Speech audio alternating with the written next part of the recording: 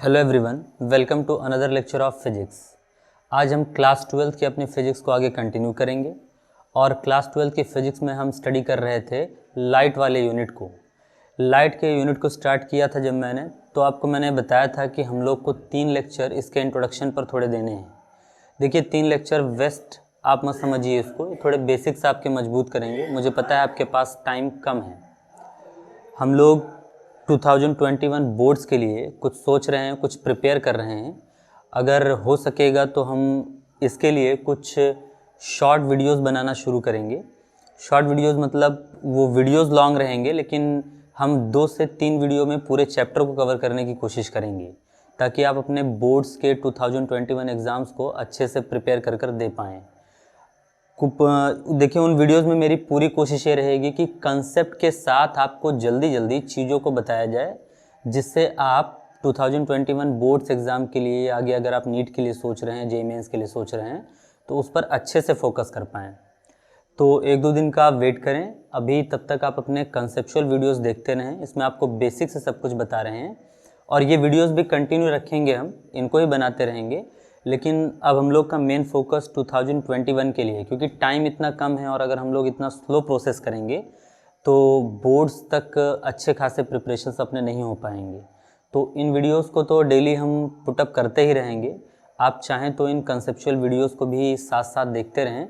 लेकिन हाँ, अगर आप बोर्ड्स 2021 के लिए प्रिपेयर कर रहे हैं या नीट आपने देने का मन बना कर रखा है, जेईई मेंस, तो उसके लिए हम थोड़ा एक बूस्टअप प्रोग्राम टाइप का बनाने के बारे में सोच रहे हैं, जिसमें आपको 2 से मैक्सिमम 2 to 3 लेक्चर्स में आपको पूरा होल चैप्टर मिलेगा और आप उससे हर टाइप के क्वेश्चंस को पिक कर पाएंगे। देखिए उसके लिए आपको थोड़ी मेहनत ज़्यादा करनी पड़ेगी, बाकी क्योंकि टाइम कम है तो उसके लिए कुछ किया भी नहीं जा सकता है।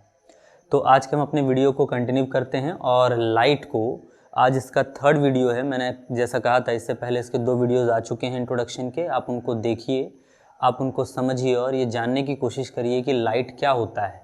और आज के इस वीडियो में हम लाइट के उस इंट्रोडक्शन वाले पार्ट को एंड करेंगे और लाइट के और छोटे छोटे बेसिक चीज़ों को सीखेंगे ताकि हम अगले लेक्चर से मेन ऑप्टिक्स वाला पार्ट शुरू कर पाएँ। ठीक, तो देखिए लाइट का ये जो सेक्शन है, इसमें आपने इससे पहले 2 वीडियोज़ देखे। उन 2 वीडियोज़ में मैंने आपको बताने की कोशिश की थी कि वेव क्या होते हैं और वेव कितने टाइप के होते हैं। मीडियम के बिहाव पर उनको 2 कैटेगरीज में डिवाइड किया जाता है।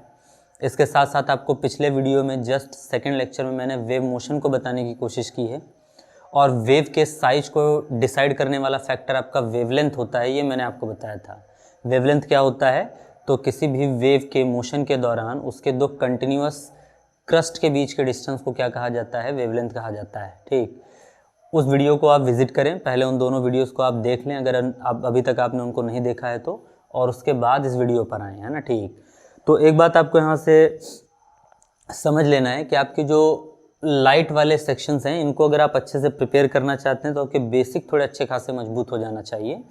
और बेसिक के लिए आपको ये वीडियोज़ 1-2 बार ज़रूर रिपीट कर देखना चाहिए ताकि आप छोटे छोटे पॉइंट्स को आसानी से समझ पाएँ। तो देखिए पिछले लेक्चर में मैंने जैसे बताया था कि वेव मोशन क्या होता है और वेवलेंथ क्या होता है, उसके अकॉर्डिंग हमने कई सारी चीज़ों पर चर्चा की थी।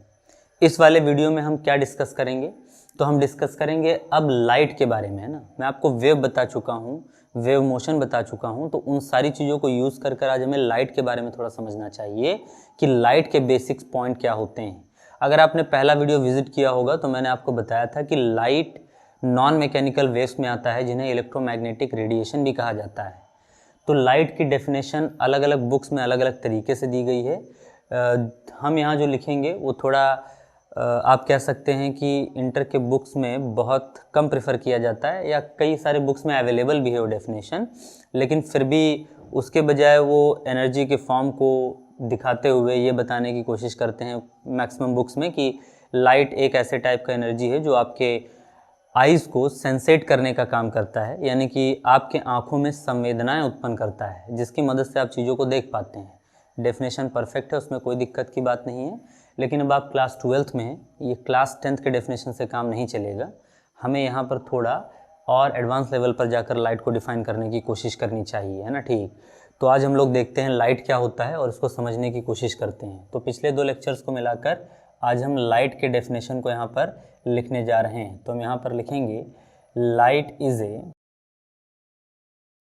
Electromagnetic radiation which is visible to our eyes। देखो, light is electromagnetic radiation which is visible to our eyes. अगर आपने पहला लेक्चर देखा है तो इलेक्ट्रोमैग्नेटिक रेडिएशन 7 टाइप्स के होते हैं, ये मैंने आपको बताया था। देखिए, इलेक्ट्रोमैग्नेटिक रेडिएशन से इलेक्ट्रोमैग्नेटिक वेव्स की 7 फैमिली मैंने आपको बता कर रखी थी। Radio wave, microwave, infrared, light, ultraviolet, X ray और गामा रे। ये आपका लाइट है ना। ये एक इलेक्ट्रोमैग्नेटिक रेडिएशन ही होता है, बस इसकी खास बात ये होती है कि हमारे आंखों के लिए क्या होता है, विजिबल होता है। क्या ये नहीं होते हैं? बिल्कुल नहीं। हम इनको अपने आंखों से नहीं देख सकते हैं, ना हम इनको देख सकते हैं। हमारे लिए ये इनविजिबल्स हैं। हम सिर्फ किस इलेक्ट्रोमैग्नेटिक रेडिएशन को देख पाते हैं? लाइट को। या इसी को आप इस तरीके से भी कह सकते हैं कि इलेक्ट्रोमैग्नेटिक रेडिएशन के जिस पार्ट को हम अपने आंखों से देख पाते हैं उसी पार्ट को क्या कहा जाता है? लाइट कहा जाता है। लाइट का एक आप कह सकते हैं फिक्स रेंज होता है इलेक्ट्रोमैग्नेटिक स्पेक्ट्रम में, जहाँ के रीजन को आप क्या कर सकते हैं? अपने आंखों से देख सकते हैं। और इसी दिखने वाले पार्ट का नाम क्या रखा गया है? लाइट रखा गया है। ठीक, तो लाइट एक इलेक्ट्रोमैग्नेटिक रेडिएशन है। अब इलेक्ट्रोमैग्नेटिक रेडिएशन है तो इसको चलने के लिए मीडियम मिला तो भी ठीक है और नहीं मिला तो भी ठीक है। फर्स्ट वीडियो में मैंने आपको बताया था कि इलेक्ट्रोमैग्नेटिक रेडिएशंस ऐसे वेव्स होते हैं जिनको मीडियम की रिक्वायरमेंट नहीं होती है। रिक्वायरमेंट ना होने का मतलब कि अगर मीडियम रहेगा तब तो ये प्रोपेगेट होंगे ही होंगे, एक जगह से दूसरी जगह जाएंगे ही जाएंगे, लेकिन विदाउट मीडियम भी इनका प्रोपेगेशन पॉसिबल है। और लाइट आपका ऐसा ही एक वेव होता है जो मीडियम में तो प्रोपेगेट करेगा ही करेगा, लेकिन विदाउट मीडियम भी इसका प्रोपेगेशन पॉसिबल रहेगा। ठीक है ना। ये सारे वो कैरेक्टर्स रखता होगा जो इलेक्ट्रोमैग्नेटिक रेडिएशंस रखते हैं। ठीक, तो लाइट आप क्या समझें लाइट से? पहली बात तो लाइट एक इलेक्ट्रोमैग्नेटिक रेडिएशन होता है जिसको हम आंखों से देख सकते हैं। देखिए, हर टाइप के वेव्स को देख पाने के लिए भगवान ने हमको ऑर्गन्स नहीं दिए हैं ना। ठीक, बात समझिए। जैसे आप साउंड वेव एनर्जी को सुन सकते हैं क्योंकि आपको उसके लिए क्या दिए गए हैं? कान दिए गए हैं। आप लाइट एनर्जी को देख सकते हैं, लाइट वेव्स को देख सकते हैं क्योंकि उसके लिए आपको भगवान ने क्या दिए हैं? आंखें दे रखी हैं ना। ठीक, लेकिन रेडियो वेव, माइक्रोवेव, इन सब को रिसीव करने के लिए या महसूस करने के लिए, सेंसेट करने के लिए हमारे पास कोई ऑर्गन नहीं है। क्या रेडियो वेव्स को कोई सुन सकता है? बिल्कुल, ठीक है ना। आप इस वक्त अगर अपने घर पर चले जाएं तो आपने अगर टाटा स्काई, डिश टीवी या कुछ भी लगा कर रखा होगा, उसका रिसीवर इस वक्त क्या रिसीव कर रहा होगा? रेडियो वेव से रिसीव कर रहा होगा, क्योंकि उसके पास वो टेंडेंसी है। उस मशीन को ये कलाकारी सिखाई गई है कि वो कैसे रेडियो वेव्स को रिसीव करे। वो महसूस कर सकता है कि रेडियो वेव्स कहाँ पर हैं और किस वेवलेंथ के हैं। ठीक है ना। लेकिन हम नहीं कर सकते हैं। हमारे पास ऐसा कोई भी सिस्टम नहीं लगाया गया है भगवान के द्वारा। उन्होंने हमारे अंदर ऐसा कोई भी रिसीवर नहीं लगाया है जैसा डिश टीवी में लगा हुआ है, जो हम रेडियो वेव्स को क्या कर सकें? एक्सेप्ट कर सकें। ना ही हमारे पास माइक्रोवेव्स को एक्सेप्ट करने की कोई टेंडेंसी है, ना कोई मशीन है, और ना ही हम इंफ्रारेड को रिसीव कर सकते हैं, ना हम अल्ट्रावायलेट को अपने शरीर पर कहीं पर महसूस कर सकते हैं, ना ही एक्सरे और ना ही गामा रेज को। ठीक है ना। इनको सेंसेट करने के लिए, महसूस करने के लिए हमारे पास कोई भी आप कह सकते हैं ऑर्गन अवेलेबल नहीं है। ठीक है ना। अब आपको ये समझना है, अच्छा माइक्रोवेव थोड़ा बहुत आपको महसूस हो सकता है हीटिंग इफेक्ट से, है ना। ठीक, इसका हीट आपके स्किन पर महसूस हो सकता है, लेकिन वो भी एक ऐसा नहीं, क्योंकि हीट सिर्फ माइक्रोवेव से ही डेवलप नहीं होता है, वो तो बहुत सारे टाइप की एनर्जी से हो जाता है। तो आप अगर आपके चमड़ी पर या आपके स्किन पर हीट महसूस हो रहा है तो आप ये गारंटी कैसे ले सकते हैं कि वो माइक्रोवेव वाली ही गर्मी है ना। तो इसलिए वो कोई कंफर्म तरीका नहीं है। लेकिन लाइट को देखने का तो मेरे पास कंफर्म तरीका है। हम लाइट को सिर्फ और सिर्फ आंखों से देख सकते हैं, साउंड वेव को हम सिर्फ कानों से सुन सकते हैं। तो इसका मतलब ये है कि उसके लिए तो हमारे पास भगवान ने व्यवस्था बनाई है, लेकिन बाकी सारे वेव्स के लिए नहीं बना कर रखी है।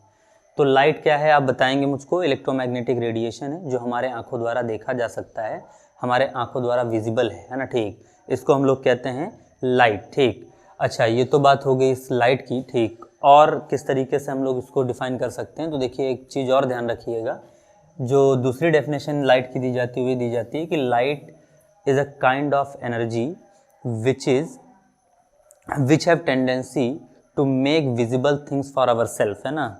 लाइट एक इस टाइप की एनर्जी है जो चीज़ों को हमारे देखने लायक बनाता है, मतलब हम किसी चीज़ को देख पा रहे हैं तो इसमें जो सबसे इम्पॉर्टेंट फैक्टर है वो लाइट है ना। ठीक, एक बात समझिए, जैसे इस वक्त आप अपने कमरे में बैठे होंगे, लाइट्स ऑन कर कर बैठी है ना। ठीक, लाइट्स ऑन आपने कर रखे हैं और अगर आप अपने आँखों को बंद कर लें तो क्या आपको चीज़ें नज़र आएंगी? जवाब है नहीं, है ना। ठीक, क्यों नहीं आ रही हैं? क्योंकि आपने अपने आँखों को बंद कर कर रखा है तो उसके अंदर कोई इन्फॉर्मेशन बाहर की जा ही नहीं पा रही है, तो आप चीज़ों को नहीं देख सकते हैं। यानी कि चीज़ों को देखने के लिए आँखें बहुत ज़रूरी हैं। ठीक, ये तो हमें एकदम क्लियरली समझ में आ रहा है यहाँ से। लेकिन एक बात समझिए, उसी कमरे में बैठिए, रात का समय है, आप आँखों को एकदम खुले रखिए, बड़े बड़े कर कर रखिए, लेकिन लाइट को ऑफ कर दीजिए। क्या अब उस अंधेरे कमरे में आपको सामान दिखेगा? जवाब है नहीं। ठीक, अब दिक्कत क्या है? आंखें तो आपने खोल कर रखी हैं, आपकी आंखें बड़ी बड़ी भी खुली हुई हैं ना। ठीक, लेकिन उसके बावजूद आपको अंधेरे कमरे में कुछ भी नज़र नहीं आ रहा।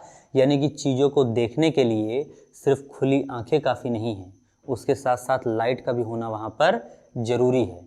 बिना लाइट के हम किसी भी चीज़ को ऑब्ज़र्व नहीं कर सकते हैं। यानी कि आपकी आंखें किसी भी चीज़ को तब देख पाती हैं जब उसके अंदर किसी ऑब्जेक्ट पर गिरा हुआ लाइट रे इंफॉर्मेशन लेकर आपके आँख तक पहुँचता है। ठीक, तो एक सिंपल सी बात तो हमको यहाँ समझ लेनी है कि अगर थोड़ा आप 12th लेवल पर देखें तो लाइट को किस तरीके से डिफाइन करना है। Light is electromagnetic radiation which is visible to our eyes. और इसको आप और एक तरीके से डिफाइन कर सकते हैं कि लाइट वो एनर्जी होता है जो हमारे लिए एक बहुत ही यूनिक काम करता है। वो हमें चीज़ों को देखने की सुविधा प्रदान करता है या वो चीज़ों को हमें दिखाने में हेल्प करता है। ठीक है ना। ये लाइट की क्या है? टेंडेंसी है और ये लाइट की एक पावर है। ठीक, बिना लाइट के हम किसी भी ऑब्जेक्ट को ऑब्ज़र्व नहीं कर सकते हैं, ये आपको हमेशा ध्यान रखना चाहिए। ठीक, अच्छा, ये तो बात लाइट की हो गई कि लाइट क्या है, थोड़ा हमने एक जनरल आइडिया ले लिया है। ठीक, और लाइट किस तरीके के प्रॉपर्टीज़ रखता है इसके बारे में हमने थोड़ी समझने की क्या की है, कोशिश की है। ठीक, अच्छा, इसके बाद हम ज़रा समझते हैं कि लाइट के साथ और क्या क्या चीज़ें की जा सकती हैं और क्या चीज़ें इसके साथ एक्सप्लेन की जा सकती हैं। लाइट को और फर्दर आगे डिफाइन करने के लिए हमें एक छोटी सी चीज़ और सीख लेनी चाहिए, तब आगे बढ़ेंगे, है ना। ठीक, और इसकी प्रॉपर्टीज़ समझ पाएंगे, और वो है आपका स्पेक्ट्रम। चलिए, स्पेक्ट्रम क्या होता है ज़रा इसको फटाक से समझ लेते हैं। देखिए, पिछले लेक्चर में मैंने आपको वेवलेंथ बताया था। हर एक वेव की एक स्पेसिफिक वेवलेंथ होती है। जो वेव्स बड़े होते हैं उनकी वेवलेंथ बड़ी होती है और जो वेव्स छोटे होते हैं उनकी वेवलेंथ छोटी होती है ना। ठीक, पिछला लेक्चर आप विजिट करें तो आपको पूरा क्लियरली वहाँ पर समझा कर रखा गया है, आप इजीली समझ जाएंगे कि वेवलेंथ क्या है ना। ठीक, और स्पेक्ट्रम उसी वेवलेंथ के ऊपर डिपेंड करता है। ठीक है ना। देखिए, स्पेक्ट्रम की डेफिनेशन क्या है और उसको समझने की कोशिश करिए। ठीक, द इंक्रीजिंग और डिक्रीजिंग ऑर्डर ऑफ वेव्स का इंक्रीजिंग और डिक्रीजिंग ऑर्डर, ठीक है ना, according to their wavelength is known as spectrum. उसे क्या कहा जाता है? स्पेक्ट्रम कहा जाता है। देखो, इंक्रीजिंग और decreasing order of waves according to their wavelength is known as spectrum. इसके कहने का मतलब क्या है ज़रा समझिएगा। जैसे मान लीजिए कि मेरे पास 3 वेव्स हैं, है ना। ठीक, ये फर्स्ट वेव है, ये मैंने एक वेव बनाया है यहाँ पे। आपको मैंने क्या कहा था कि किसी भी वेव के 2 कंटिन्यूअस क्रस्ट ये रहे के बीच के डिस्टेंस को उसका क्या कहा जाता है? वेवलेंथ कहा जाता है। तो ये मान लेते हैं हम आया है 5 सेंटीमीटर। क्या आया है? 5 सेंटीमीटर। तो इसका वेवलेंथ को मैंने बताया था किससे डिनोट किया जाता है? लैम्डा से। ये फर्स्ट वेव का है तो मैं इसको कह सकता हूँ लैम्डा 1, ठीक है ना। और ये लैम्डा 1 कितना है? 5 सेंटीमीटर है। चलो, मैंने एक सेकेंड वेव भी इसी तरीके से कंसिडर कर लिया और वो एक छोटा वेव था। छोटे वेव का वेवलेंथ क्या होता है? कम होता है। आपको पिछले लेक्चर में मैंने बताया था कि साइज ऑफ वेव जो होता है वो सीधा सीधा वेवलेंथ के डायरेक्टली प्रोपोर्शनल होता है। वेवलेंथ ज़्यादा होगा तो वेव बड़ा होगा, वेवलेंथ छोटा होगा तो वेव भी क्या होगा? छोटा होगा। और यहाँ पर ये वाला डिस्टेंस मान लेते हैं कितना था, 3 सेंटीमीटर था। तो बताओ λ2 क्या हो जाएगा आपका, 3 सेंटीमीटर, ठीक। और एक थर्ड वेव भी हमने यहाँ पर इमेजिन कर लिया और उसका वेवलेंथ ऐसा था और उसका वेवलेंथ मेज़र किया गया तो वो आया 6 सेंटीमीटर, ठीक। ये हम 7 मान लेते हैं, 7 सेंटीमीटर। और ये आ गया आपका λ3 आपका 7 सेंटीमीटर हो गया। इसको हम नाम दे देते हैं वेव ए। ये ए नाम का कोई वेव है, ये है आपका वेव बी, ये बी नाम का कोई वेव है और ये होगा आपका वेव सी, ये आपका सी नाम का कोई वेव है। अब आपके पास 3 वेव्स हैं जिनके वेवलेंथ आपके सामने लिखे गए हैं, 5 सेंटीमीटर, 3 सेंटीमीटर और 7 सेंटीमीटर। कोई आपसे कहे कि इन वेव्स का मुझे स्पेक्ट्रम सेट कर दे दो, है ना, इनका स्पेक्ट्रम बना दो, एज सिंपल है। आप इनको चाहे इंक्रीजिंग ऑर्डर में रख दें चाहे डिक्रीजिंग ऑर्डर में रख दें, इनका स्पेक्ट्रम बन जाएगा, ठीक है ना। चलिए मैं आपको सबसे पहले इंक्रीजिंग ऑर्डर का स्पेक्ट्रम दिखाता हूँ, ठीक है ना, या डिक्रीजिंग ऑर्डर का पहले देख लीजिए, ठीक है ना। डिक्रीजिंग ऑर्डर ऑफ वेव्स, तो इन वेव्स का डिक्रीजिंग ऑर्डर उनके वेवलेंथ के अकॉर्डिंग। डिक्रीजिंग का मतलब होता है बड़े वेव से छोटे वेव की, किसी भी जगह पर अगर आप डिक्रीजिंग ऑर्डर लिख रहे हैं इन फिजिक्स इन केमिस्ट्री कहीं पर भी, तो डिक्रीजिंग ऑर्डर का मीनिंग होता है बड़े वैल्यू से छोटे वैल्यू की तरफ जाना। तो डिक्रीजिंग ऑर्डर में सबसे बड़े वाले को पहले रखा जाएगा। बताइए इन तीनों में सबसे बड़ा वेव कौन सा है, तो वो है वेव सी, क्योंकि उसका वेवलेंथ सबसे ज़्यादा है, ठीक है ना। तो हम यहाँ लिखेंगे वेव सी का वेवलेंथ क्या होगा, सबसे ज़्यादा, तो उसको सबसे पहले लिखा जाएगा वेव सी। के बाद आप कॉमा लगा कर क्या लिख सकते हैं, इसके बाद किसकी बारी आएगी, वेव ए की, क्योंकि उससे छोटा वेव आपका क्या है, 5 वाला, बड़े से छोटे की तरफ जाना रहता है, तो आ जाएगा वेव ए। और इन तीनों में सबसे छोटा वेव कौन है आप, वो है वेव बी, ठीक। तो ये आपका एक स्पेक्ट्रम बन गया है ना, ठीक। ये इन वेव्स का स्पेक्ट्रम है जो आपके सामने लिखे गए थे। और ये कौन सा स्पेक्ट्रम है, डिक्रीजिंग ऑर्डर ऑफ वेव्स का स्पेक्ट्रम है ना, ठीक। ये आपके सामने जो एक सेट तैयार है इसी को क्या कहा जाता है, स्पेक्ट्रम कहा जाता है। देखिए डेफिनेशन में ये तो लिखा हुआ है इंक्रीजिंग और डिक्रीजिंग ऑर्डर ऑफ वेव्स, किसी भी वेव का इंक्रीजिंग या डिक्रीजिंग ऑर्डर उनके वेवलेंथ के अकॉर्डिंग, यानी कि वेवलेंथ के अकॉर्डिंग उनको चाहे डिक्रीजिंग ऑर्डर में सजा दीजिए और चाहे इंक्रीजिंग ऑर्डर में सजा दीजिए, जो आपको एक सजावट मिलेगी उसी सजावट को या उसी डेकोरेशन को क्या कहा जाता है, स्पेक्ट्रम कहा जाता है। आपके सामने ये स्पेक्ट्रम रखा हुआ है। अगला आप चाहें तो इसी का इंक्रीजिंग ऑर्डर स्पेक्ट्रम लिख सकते हैं, ये यहाँ पर इंक्रीजिंग ऑर्डर लिखा हुआ है, ठीक है ना, इंक्रीजिंग ऑर्डर ऑफ वेव, ठीक है ना। तो इन वेव्स का इंक्रीजिंग का मतलब होता है छोटे वेव से बड़े वेव की तरफ जाना। तो सबसे छोटा वेव क्या है आपका, बी है, यानी कि वो जो डिक्रीजिंग वाला लिखा है उसी को जस्ट पलट कर लिख दीजिए। सबसे पहले वेव क्या रखा जाएगा, बी, फिर वेव ए और फिर वेव सी। देखिए इंक्रीजिंग मतलब होता है छोटे से बड़े की तरफ जाना। इस ऑर्डर से भी ये बात प्रूफ हो रही है कि बी सबसे छोटा वेव है, ए उससे बड़ा है और सी सबसे बड़ा वेव है। और इस वाले वेव स्पेक्ट्रम से भी यही साबित हो रहा है कि सी सबसे बड़ा है, ए उससे छोटा है और सबसे छोटा बी है। क्योंकि डिक्रीजिंग ऑर्डर में आप बड़े से छोटे की तरफ जाते हैं और इंक्रीजिंग में आप छोटे से बड़े की तरफ जाते हैं। ये भी आपका स्पेक्ट्रम है, लेकिन ये किस ऑर्डर में है, इंक्रीजिंग ऑर्डर में है स्पेक्ट्रम, और ये आपका क्या है, डिक्रीजिंग ऑर्डर में स्पेक्ट्रम है। तो आप सिंपली ये समझ कर रखिए कि कोई भी वेव का एक झुंड हो और उस झुंड में से आप सभी वेव्स को उनके वेवलेंथ के अकॉर्डिंग लाइन में खड़ा करना शुरू कर दें, है ना, ठीक। एक लाइन में सेट करना शुरू कर दें, छोटे से बड़े की ओर या बड़े से छोटे की ओर। तो इस फिनोमिना को क्या कहा जाएगा, आपने वहाँ पर एक स्पेक्ट्रम सजाया है, ठीक। जैसे मान लीजिए कि आपके स्कूल में बहुत सारे बच्चे हैं जिनको एक लाइन से खड़ा करना है, लेकिन अकॉर्डिंग टू देयर हाइट, है ना, ताकि आप अगर आगे से देखें तो आपको उनके सर के पीछे ऐसे एक लेयर बनता हुआ चला जाए, है ना।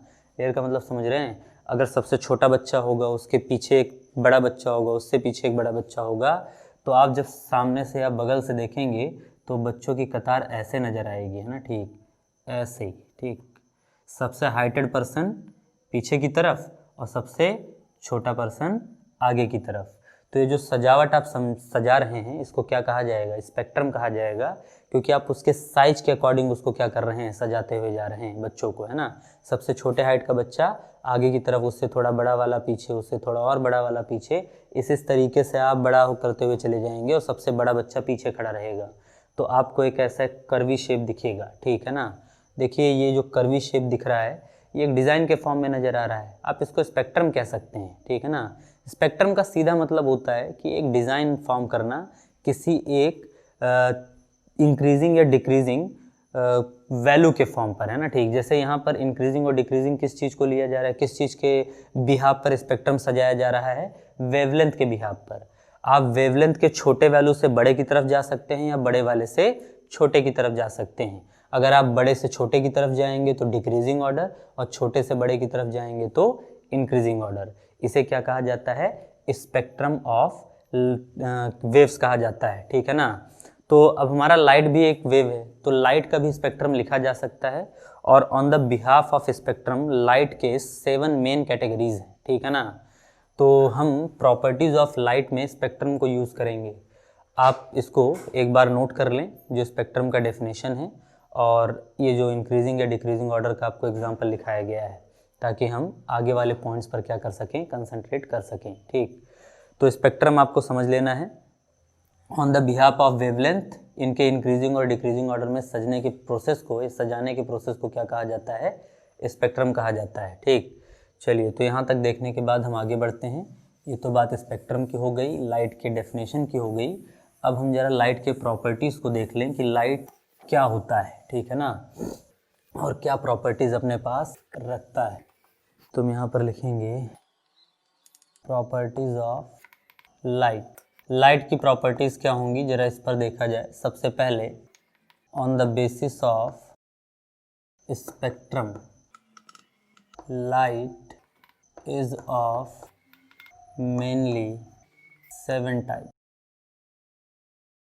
कितने टाइप्स के होते हैं मेनली, 7 टाइप के। कौन कौन से टाइप, ज़रा फटाफट देख लीजिएगा। वो होते हैं विबग्योर, ठीक है ना। पहला आपका होता है वायलेट कलर, दूसरा आपका होता है इंडिगो, तीसरा आपका होता है ब्लू, चौथा होता है आपका ग्रीन, ये होता है आपका येलो, और ये होता है आपका ऑरेंज, और ये होता है आपका रेड। तो ये 7 मेन कैटेगरीज में स्पेक्ट्रम के बिहाफ पर आपका लाइट डिवाइड किया जाता है। मतलब समझिएगा, इसका कहने का मतलब क्या है। अगर आपके पास एक वाइट लाइट है ना, ठीक, और वाइट लाइट को अगर आप ऐसे की बजाय यहाँ ऐसे बना लें। अगर आपके पास एक वाइट लाइट की बीम है ना, बीम का मतलब होता है वाइट लाइट आपके पास ऐसे आ रहा है, ये वाइट लाइट की एक बीम आ रही है, और आपने इसको एक प्रिज्म में से गुजार दिया। प्रिज्म एक ऑप्टिकल इंस्ट्रूमेंट होता है जो लाइट को बेंड और उसको डिस्पर्स करने के लिए यूज़ किया जाता है। डिस्पर्स करना मतलब लाइट को उसके कलर्स में तोड़ना, है ना। तो ये वाइट लाइट जैसे ही प्रिज्म में जाता है, ये 7 डेविएशन, थोड़ा डेविएट होकर 7 अलग अलग कलर्स में डिवाइड हो जाता है, ठीक है ना। और ये 7 अलग अलग कलर में डिवाइड होगा। ये आपका रेड होता है। इस तरफ से नीचे से आप ऊपर तरफ लिख दीजिए तो ज़्यादा सही रहेगा, विबग्योर, ठीक है ना। ये 7 अलग अलग रंग में डिवाइड हो जाएगा। अगर आपको कैमरे में थोड़ा सही से ना दिख रहा हो तो आप यहाँ देख लीजिए। सबसे नीचे ये वायलेट है, फिर इंडिगो है, फिर ब्लू है, फिर ग्रीन है, येलो है, ऑरेंज और है रेड है, ठीक है ना। इन 7 कलर्स में आपका लाइट कंपोनाइज होकर टूट कर दिखता है। कहने का मतलब ये है कि ये 7 कलर आपस में कंबाइन होकर क्या अपीयरेंस देते हैं आपको, वाइट लाइट का अपीयरेंस देते हैं।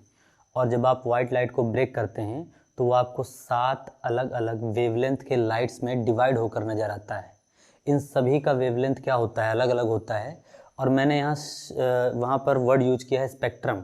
स्पेक्ट्रम का क्या मीनिंग बताया था मैंने, कि वेवलेंथ के अकॉर्डिंग किसी भी वेव को उसके इंक्रीजिंग या डिक्रीजिंग ऑर्डर में लिखने का फिनोमिना।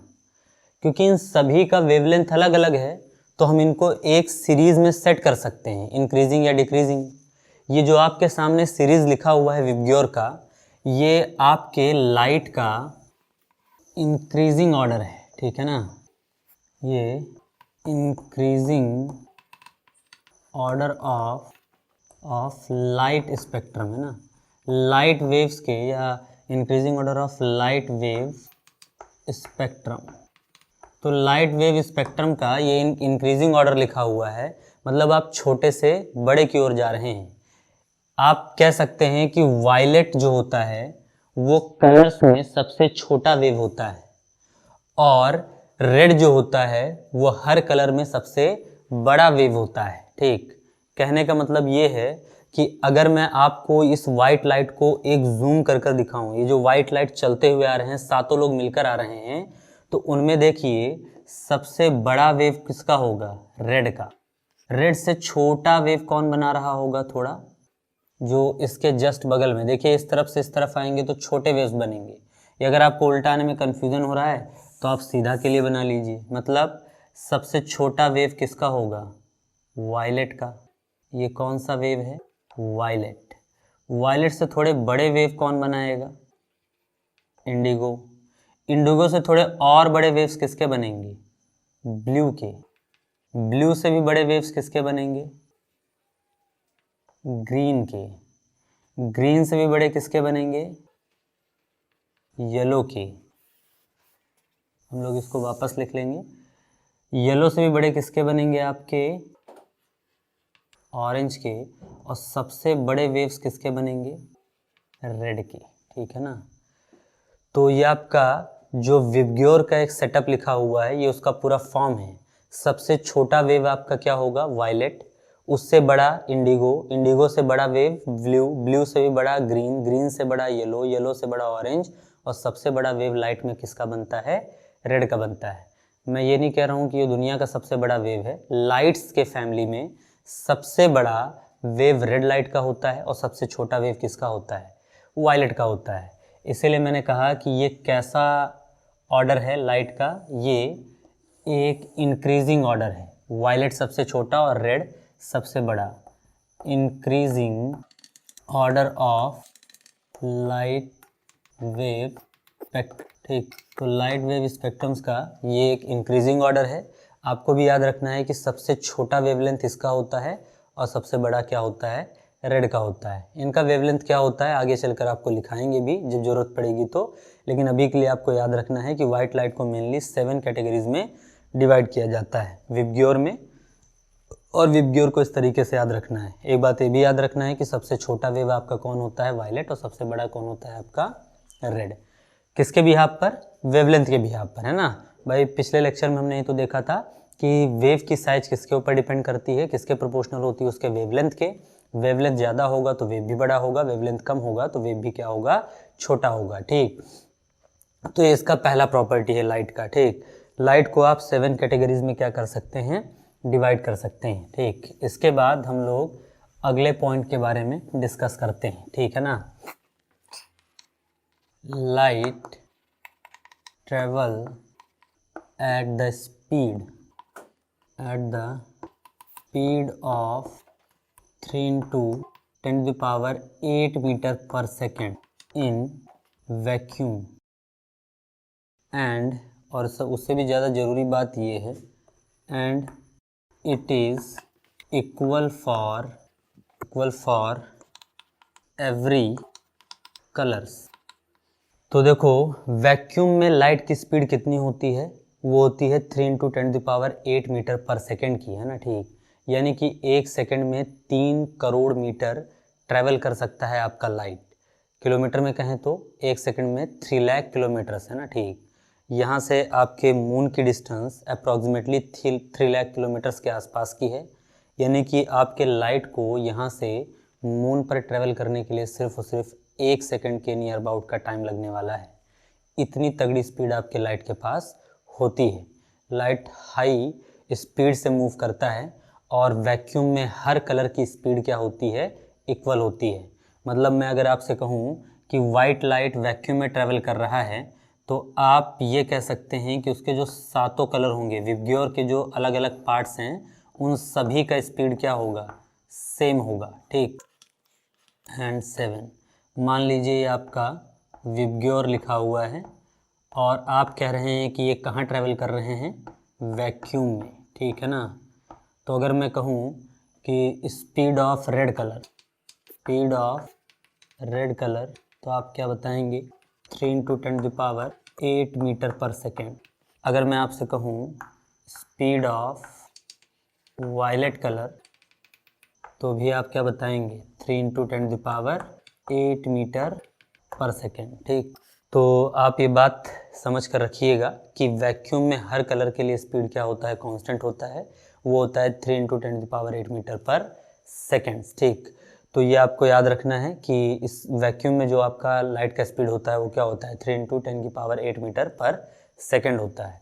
अच्छा, लाइट के इस स्पीड को किसने कैलकुलेट किया था, तो देखो इसके कैलकुलेशन के पास, ये कैलकुलेशन के लिए ठीक एक ठीक ठाक हिस्ट्री है, ठीक। शुरुआत आप 1676 से कर सकते हैं।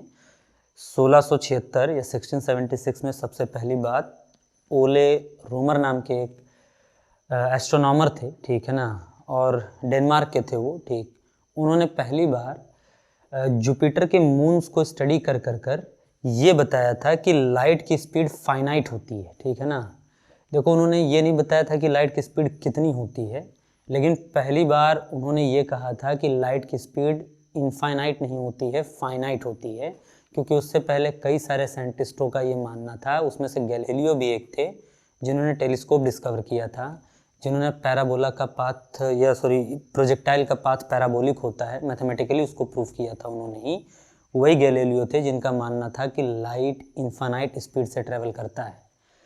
और ये लगभग 17th या 18th सेंचुरी की शुरुआत, 17th सेंचुरी की शुरुआत की बात थी, यानी कि आप 1610 के आसपास की बात मान सकते हैं। लेकिन 1676 के आसपास में ओले रोमर नाम के जो एक फिलोसफर थे, आप कह सकते हैं एस्ट्रोनॉमर थे, उन्होंने कई सारे स्टडीज़ किए, जुपिटर के मून्स को उन्होंने स्टडी किया।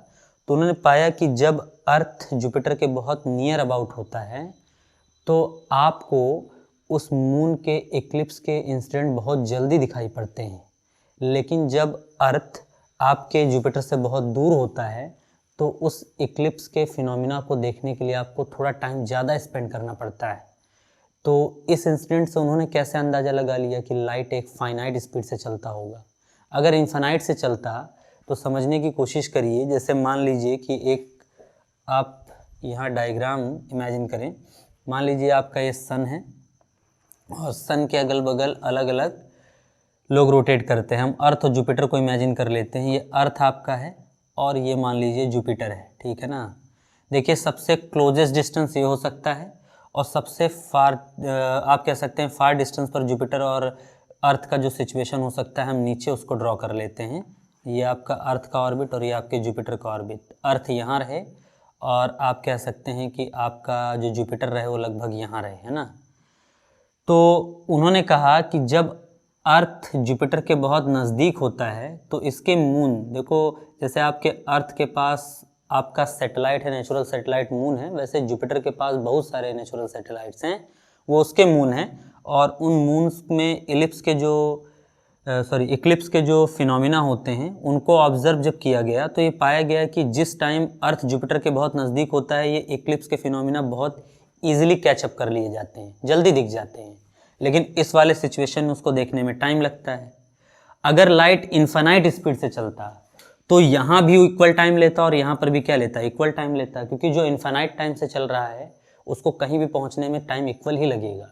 लेकिन यहाँ टाइम कम लग रहा है और यहाँ टाइम ज़्यादा लग रहा है, मतलब वो एक फिक्स स्पीड से चल रहा है। इस बात से उन्होंने ये बात साबित की कि भैया लाइट के पास इनफाइनाइट स्पीड तो नहीं है। अगर इनफाइनाइट स्पीड होता तो यहाँ से यहाँ तक भी बराबर टाइम में पहुँचता और यहाँ से यहाँ तक भी बराबर टाइम में पहुँचता। लेकिन अलग उसके पास एक फाइनाइट स्पीड है। जैसे मान लीजिए मैं 10 मीटर पर सेकंड से दौड़ता हूँ, फाइनाइट स्पीड से दौड़ने का यहाँ लॉजिक कैसे लाया गया ज़रा इसको समझिए, है ना। मान लीजिए मैं 10 मीटर पर सेकंड से दौड़ता हूँ। 10 मीटर पर सेकंड का मतलब क्या है, मतलब ये है कि एक सेकंड में मैं कितना मीटर ट्रेवल करूँगा, 10 मीटर ट्रेवल करूँगा। 10 मीटर पर सेकंड का यही मतलब है कि हर सेकंड मेरा ट्रैवलिंग डिस्टेंस जो होगा वो क्या होगा, 10 मीटर का होगा, ठीक है ना। चलिए इस स्पीड से मैंने रनिंग करना शुरू किया, मेरे सामने एक दीवार है, ठीक, जो यहाँ से 100 मीटर के डिस्टेंस पर है, ठीक है ना, और उसको मुझे ट्रेवल करना है। बताइए मैं कितने सेकंड में वहाँ पहुँच जाऊँगा? पर सेकंड 10 मीटर चल रहा हूँ और मुझे 100 मीटर 100 मीटर जाना है, तो बताइए कितना टाइम लगेगा? 10 सेकंड मुझे वक्त लगेगा, क्योंकि हर सेकंड 10 मीटर। तो बताओ दूसरे सेकंड में कितने पर पहुँचूँगा? 20 मीटर पर। 3 सेकंड में 30, 4 सेकंड में 40, और ऐसे 10 सेकंड में कहाँ पहुँच जाऊँगा? 100 पर। अच्छा, अगर उसी डिस्टेंस को 200 मीटर कर दिया जाए तो टाइम क्या लगेगा? ज़्यादा, ठीक है ना। कितना लगेगा? 20 सेकंड लग जाएगा, है ना, ठीक। क्यों? क्योंकि अब डिस्टेंस डबल हो गया है, तो टाइम भी 10 सेकंड की बजाय क्या लगेगा? अब 20 सेकंड लगेगा, डबल टाइम लगेगा। अच्छा, फाइनाइट में वेलोसिटी से दौड़ रहा हूँ, ये फाइनाइट स्पीड से दौड़ रहा हूँ, इसीलिए तो ऐसा हो रहा है, एक फिक्स स्पीड से दौड़ रहा हूँ, है ना। अगर मेरे पास इन्फानाइट स्पीड होता, इन्फानाइट का मतलब इतनी स्पीड कि मैं कहीं भी कभी भी आ जा सकता हूँ, तो 100 मीटर को ट्रैवल करने के लिए मुझे कितना टाइम लगता? 0 सेकंड का। इन्फानाइट स्पीड का मतलब ये तो हुआ कि कुछ भी टाइम खर्चा ना हो, मैं कहीं पर भी पहुँच जाऊँ, है ना, ठीक। तो फिर डिस्टेंस आप चाहे जो करिए, मुझे तो 0 सेकंड में पहुँचना है। भाई अगर आपको कन्फ्यूज़न है कि 0 सेकंड में कैसे हो गया, तो आप यहाँ इक्वेशन यूज़ कर सकते हैं। आपको वेलोसिटी इज इक्वल टू क्या पढ़ाया गया है? डिस्टेंस अपॉन टाइम, या speed is equal to distance upon time. तो यहाँ से टाइम इज इक्वल टू क्या हो जाएगा? डिस्टेंस अपॉन वेलोसिटी, या डिस्टेंस अपॉन स्पीड। मैं कह रहा हूँ स्पीड मेरा इन्फिनिटी है, तो डिस्टेंस अपॉन इन्फिनिटी हो जाएगा, और समथिंग अपॉन इन्फिनिटी क्या होता है? 0। यानी कि टाइम क्या लगेगा? 0 सेकंड लगेगा। तो अब आप बताइए, अगर मुझे 0 सेकंड में हर जगह पहुंचना है, तो आप डिस्टेंस कुछ भी रखिए ना, मुझे क्या फ़र्क पड़ेगा? भाई आप 100 मीटर पे पहुंचने के लिए कहिए, तब भी मुझे 0 सेकंड में वहाँ पहुंचना है। आप 200 मीटर पर कहिए, तब भी मुझे कितने सेकंड में पहुंचना है? 0 ही सेकंड में। यानी कि अगर लाइट के पास स्पीड क्या होता है? इन्फिनिटी, तो मुझे यहाँ पर इलिप्स जितने टाइम में दिख रहा था, उतने ही टाइम में यहाँ पर भी दिखना चाहिए था, मतलब 0 सेकंड में दिखना चाहिए था। वहाँ इलिप्स हुआ, मुझे यहाँ दिख गया, सॉरी इलिप्स नहीं, इक्लिप्स हुआ और यहाँ मुझे दिख गया। यहाँ पर इक्लिप्स अकर हुआ, मुझे यहाँ तुरंत दिख गया। लेकिन ऐसा नहीं हो रहा था, यहाँ से कम टाइम लग रहा था और यहाँ से ज़्यादा टाइम लग रहा था, जैसा कि यहाँ फाइनाइट वाले केस में हो रहा था। डिस्टेंस ज़्यादा होने पर टाइम ज़्यादा लग रहा था और डिस्टेंस कम होने पर टाइम ज़्यादा लग रहा था। तो रोमर साहब ने ये बताया कि लाइट एक फाइनाइट स्पीड से चलता है, इनफाइनाइट स्पीड से नहीं चलता है। ये आपको सोचना चाहिए। खैर ये तो सिर्फ एक मुजबानी कैलकुलेशन था, ये सिर्फ एक अंदाज़ा था उनका कि लाइट की स्पीड फाइनाइट होती है, कितनी होती है वो नहीं बता पाए थे। हाँ, लेकिन ओले रोमर वो पहले पर्सन थे जिन्होंने ये प्रूफ किया था कि लाइट जो होता है, एस्ट्रोनॉमिकल मेथड से उन्होंने प्रूफ किया था। लेकिन हाँ, उन्होंने वो पहले इंसान थे जिन्होंने प्रूफ किया था कि लाइट की स्पीड इनफाइनाइट नहीं होती है, कोई फाइनाइट वैल्यू होती है। कितनी होती है उन्होंने नहीं बताया, आगे के साइंटिस्ट लोगों ने बताया। लेकिन हाँ, उन्होंने ये ज़रूर बता दिया था कि उसके पास फाइनाइट स्पीड का वैल्यू रहता है, ठीक है ना। इसके बाद जो दूसरे साइंटिस्ट में जुड़े थे वो 1849 में थे, फ्रेंच के एक फिजिसिस्ट थे। फ्रांस आपको पता होगा, वहाँ के वो एक फिजिक्स के लेक्चरर थे, ठीक है ना। लेक्चर क्या कह सकते हैं आप, प्रोफेसर थे वो। और उन्होंने पहली बार ये बताया था, एक समझ जाइए ठीक ठाक कैलकुलेशन किया था। टूथेड व्हील एक्सपेरिमेंट की मदद से उन्होंने लाइट के स्पीड का एक ठीक ठाक वैल्यू कैलकुलेट कर दिया था, ठीक है ना। और उनका नाम जो था वो था फिजाऊ, ठीक है ना। फिजाऊ जो थे उन्होंने पहली बार कैलकुलेट कर कोई वैल्यू लोगों के सामने रखी थी। खैर वो बहुत परफेक्ट तो नहीं थी, लेकिन ठीक ठाक थी। और देखिए लाइट की स्पीड की जो एक परफेक्ट वैल्यू सबसे पहली बार किसी ने कैलकुलेट कर दिखाई थी, तो वो 1920 में एल्बर्ट माइकलसन नाम के साइंटिस्ट थे। उन्होंने रोटेटिंग मिरर एक्सपेरिमेंट की हेल्प से इसका एक परफेक्ट वैल्यू कैलकुलेट कर दिया था, जो हम आज लगभग यूज़ करते हैं। खैर इसको पूरी तरीके से परफेक्टली 1983 में प्रूफ किया गया, जो कि आपका international commission on weights and measurement, जो एक कमीशन बनाया गया है चीज़ों को डिफ़ाइन करने के लिए। वो एक इंटरनेशनल टीम है, उसमें बहुत सारे साइंटिस्ट इन्वॉल्व होते हैं। और एक्सपेरिमेंट के बिहाफ पर लाइट की स्पीड उन्होंने तय की 3×10⁸ मीटर पर सेकेंड, जिसको आज हम अडॉप्ट कर चलते हैं और जिसको आज हम पढ़ते हैं यहाँ पर, है ना, ठीक, जो कि आपके सामने है। और आपको भी वैक्यूम में लाइट की स्पीड हमेशा कितनी लेनी है? 3×10⁸ मीटर पर सेकेंड। और वैक्यूम में हर कलर के लिए लाइट क्या होता है? सेम होता है। ये बात आपको याद कर रखना है। अच्छा, लाइट ऑफ स्पीड को डिनोट किससे किया जाता है? तो हम यहाँ लिख लेंगे, it is denoted by by small C, इसको स्मॉल सी से डिनोट किया जाता है। देयरफॉर अब से आप याद रखेंगे कि सी इक्वल होता है 3 इंटू 10⁸ मीटर पर सेकेंड, ठीक है ना। तो ये सी की वैल्यू है, स्पीड ऑफ लाइट की वैल्यू है, जो वैक्यूम में हर कलर के लिए क्या होता है, कांस्टेंट होता है, जो चेंज नहीं होता, ठीक है ना। तो इसके बाद हम लोग अगले पॉइंट की तरफ बढ़ते हैं, ठीक है ना। ये 2 पॉइंट ज़रा आप अच्छे से नोट कर लीजिए, इसका स्क्रीनशॉट ले लीजिए ताकि आपको दिक्कत ना हो, या इसको कॉपी पेन लेकर नोट कर लिया करिए, ठीक है ना। पहला पॉइंट, दूसरा पॉइंट, ठीक। इसके बाद हम अगले कैरेक्टर की तरफ बढ़ते हैं और अगले कैरेक्टर को हम देखेंगे कि आपका लाइट जो है वो मीडियम में क्या स्पीड रखता है, ठीक। तो देखिए अब हम लोग थर्ड पॉइंट को देखते हैं। 2 पॉइंट्स हम देख चुके हैं। सबसे पहले हमने देखा स्पेक्ट्रम के बिहाफ पर लाइट 7 मेन कैटेगरीज में डिवाइड किए जा सकते हैं, और अब हम लोग देख रहे हैं कि आपका, या सेकंड पॉइंट हम लोगों ने देखा कि लाइट जो होता है, ठीक, वो वैक्यूम में सेम स्पीड से चलता है हर एक कलर के लिए, यानी कि हर एक कलर का स्पीड क्या होता है, सेम होता है। अब अगर मीडियम की बात करें तब क्या होगा, ज़रा ध्यान से देखिएगा। थर्ड पॉइंट आप समझिएगा प्रॉपर्टीज़ ऑफ लाइट में, ठीक। Speed of light in medium is directly proportional to wavelength of light colors, है ना।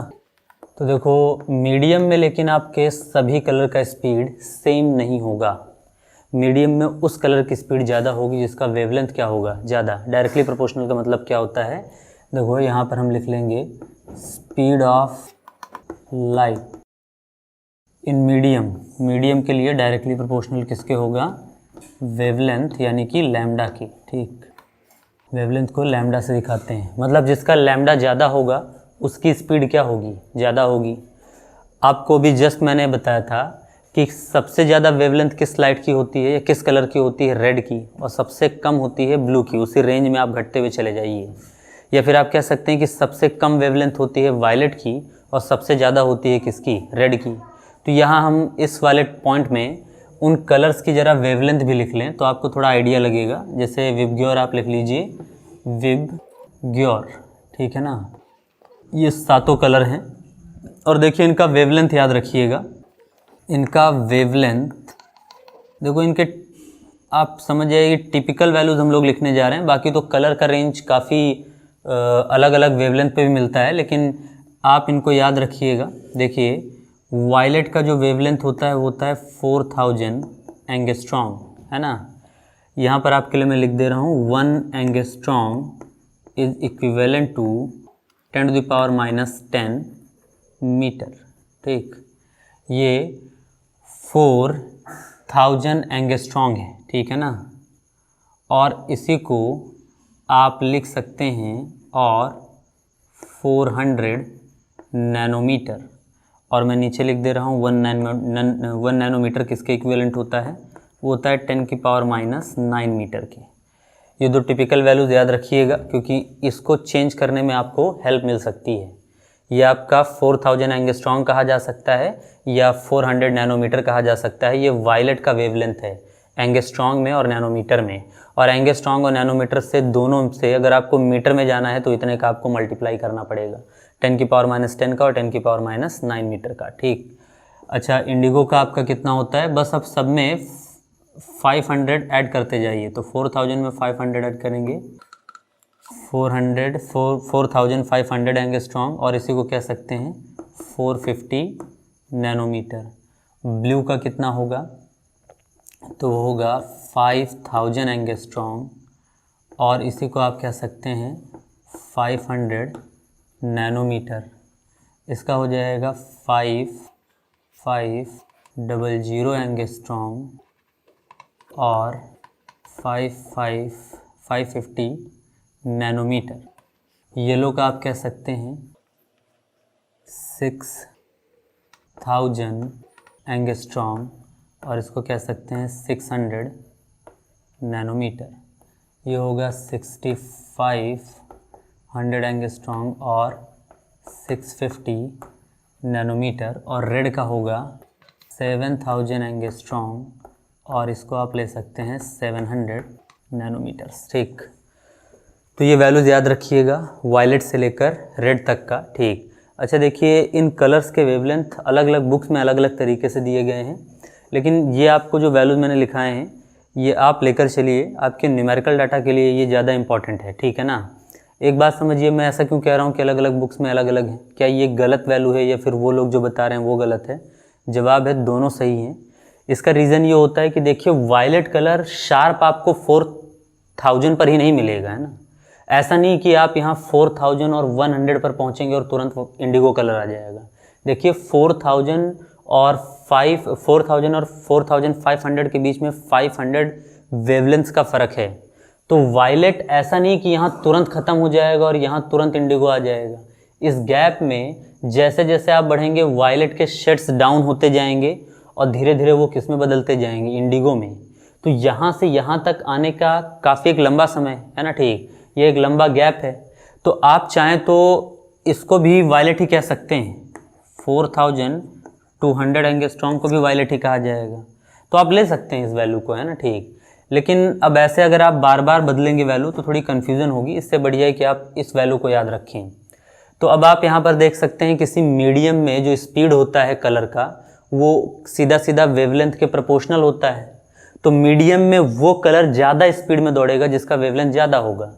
आप बताइए सबसे ज़्यादा स्पीड किस कलर की होगी? रेड की, क्योंकि रेड का वेवलेंथ क्या है, सबसे ज़्यादा है। उससे थोड़ा स्लो दौड़ेगा ऑरेंज, ऑरेंज से भी स्लो होगा येलो, येलो से स्लो होगा ग्रीन, ग्रीन से स्लो होगा ब्लू, और ब्लू से भी स्लो चलेगा आपका इंडिगो, और इंडिगो से भी स्लो क्या होगा आपका वायलेट। यानी कि सबसे स्लोवेस्ट कलर मीडियम में कौन होगा आपका?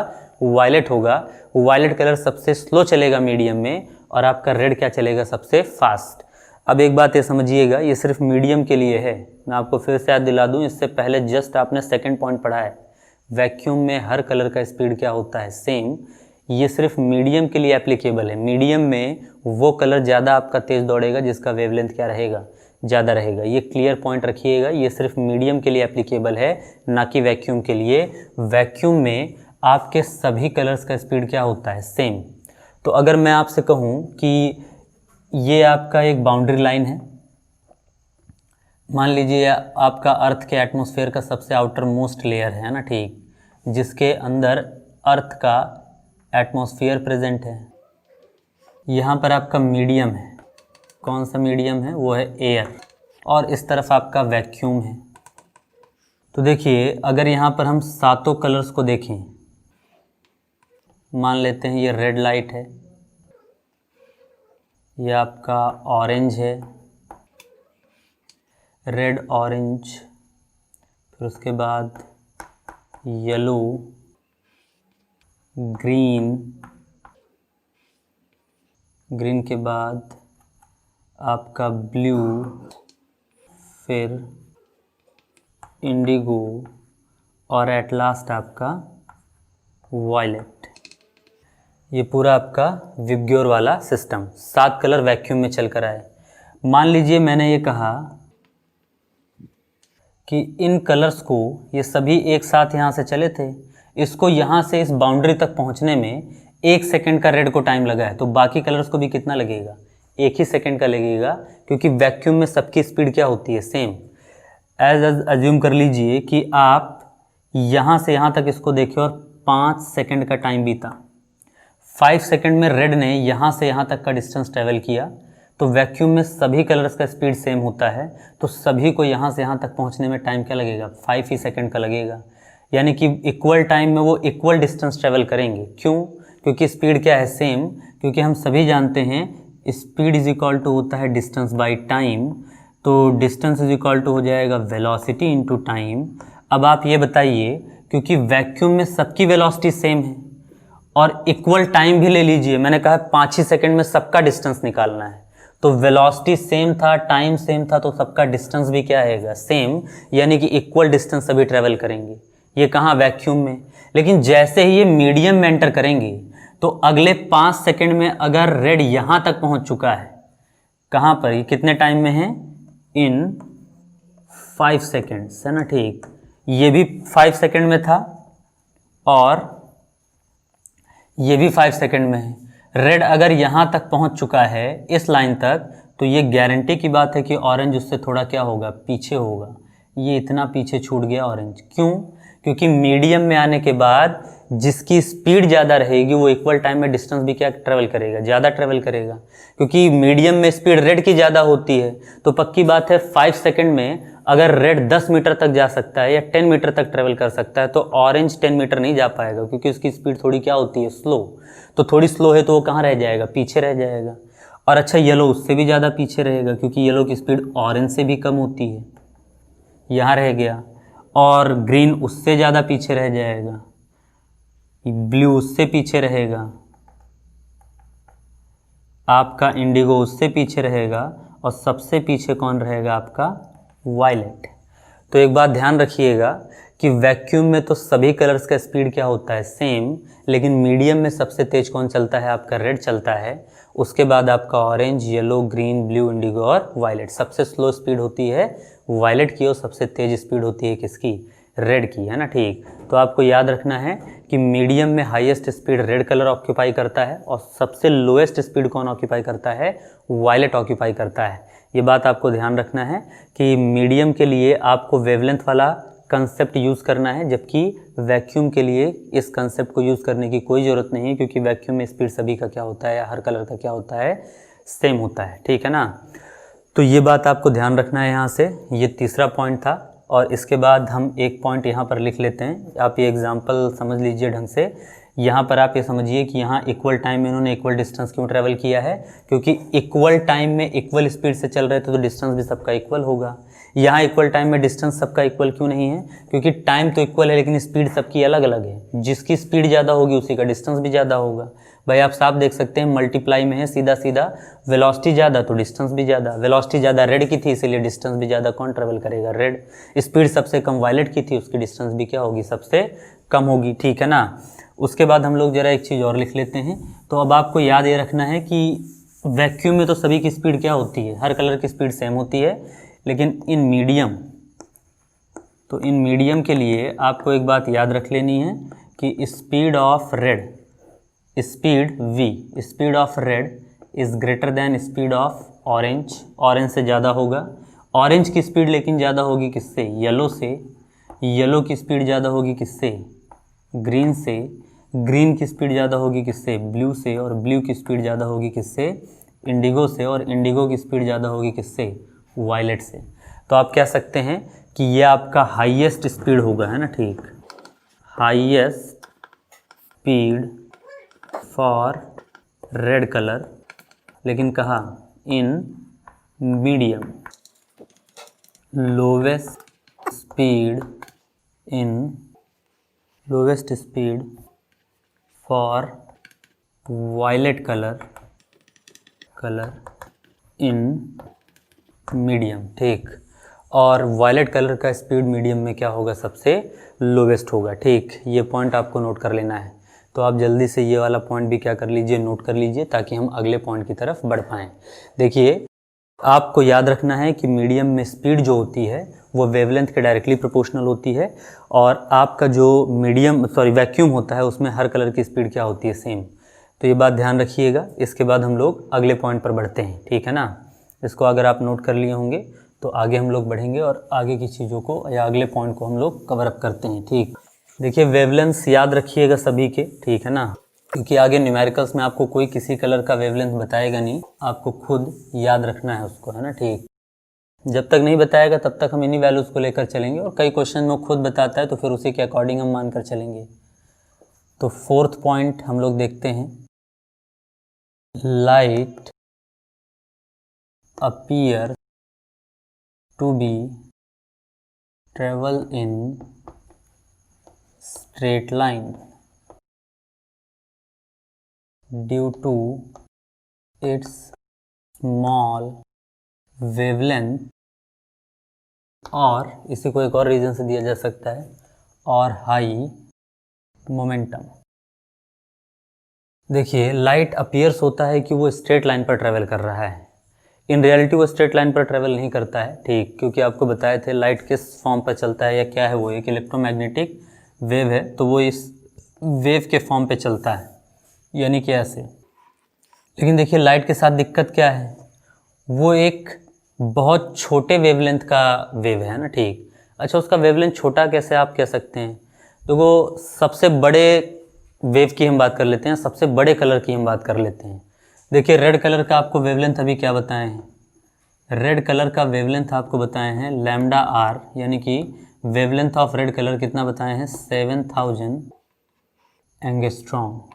तो अब 7000 एंगस्ट्रॉम, और अभी भी आपको मैंने बताया, चलो एंगस्ट्रॉम में आपको बात समझ में आ रही, मीटर में चलते हैं। एक एंगस्ट्रॉम में 10⁻⁻10 मीटर होते हैं। अब आप इसको लिख सकते हैं 7 × 10⁻⁻7 मीटर। देखो 3 जीरो, इसके 3 जीरो को एडजस्ट कर लेंगे, ठीक। उसके बाद इसको लिखा जा सकता है 7/10⁻7 मीटर, ठीक है ना, या 7 divided by 7 metre divided by 1 crore, है ना। बाई 10⁻7 का मतलब क्या हो गया, 1 करोड़ हो गया, ठीक है ना।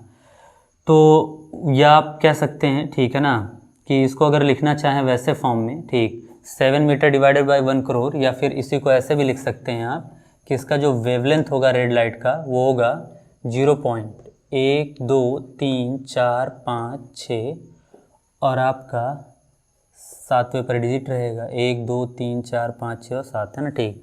अब सही है, तो ये मीटर इतना छोटा होता है आपका रेड लाइट का वेवलेंथ, ठीक।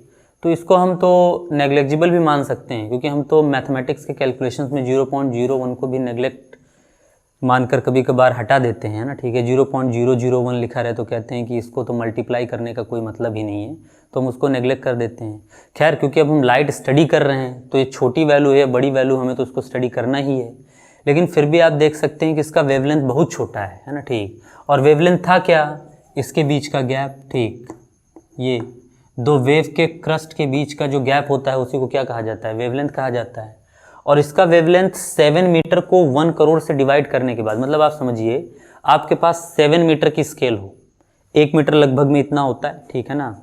ऐसे 7 मीटर की एक स्केल हो, उसके आप 1 करोड़ बराबर टुकड़े कर डालें तो जो एक छोटा सा टुकड़ा मिलेगा उसको क्या कहा जाएगा, 1 या 7 × 10⁻⁻7 मीटर कहा जाएगा, या 7000 एंगस्ट्रॉम कहा जाएगा।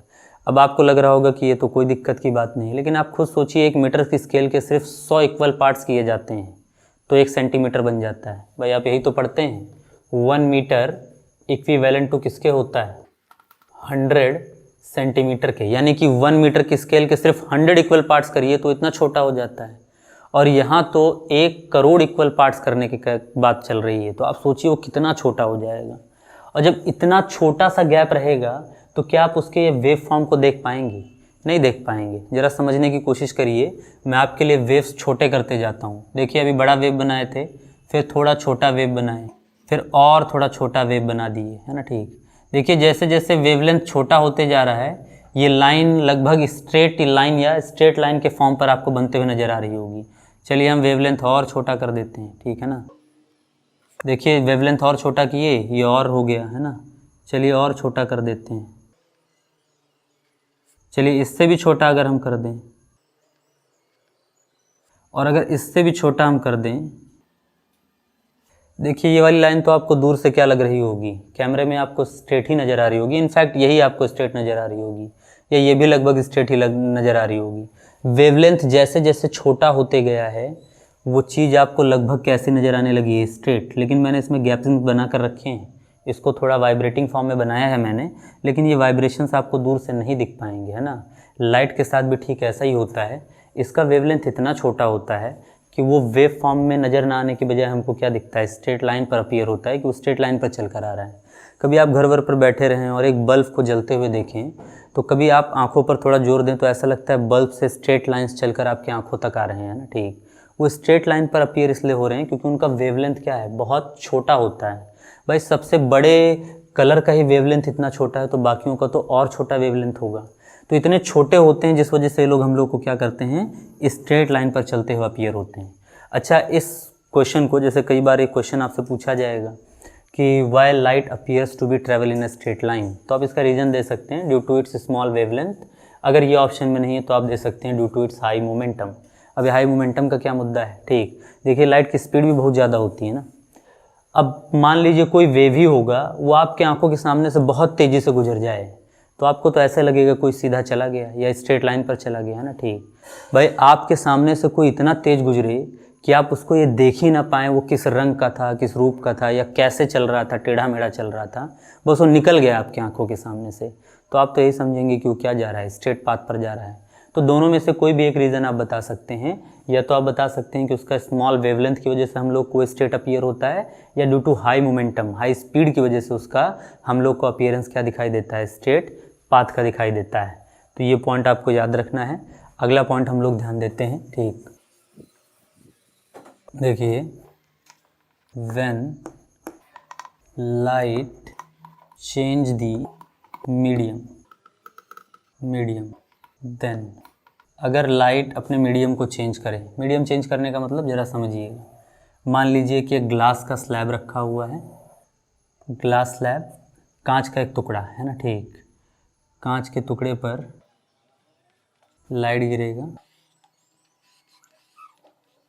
तो एक कांच का टुकड़ा रखा हुआ है बॉक्स के फॉर्म में, और इसके ऊपर लाइट यहाँ पर गिरता है। बाहर मीडियम एयर है और अंदर मीडियम क्या है आपका, ग्लास। और ये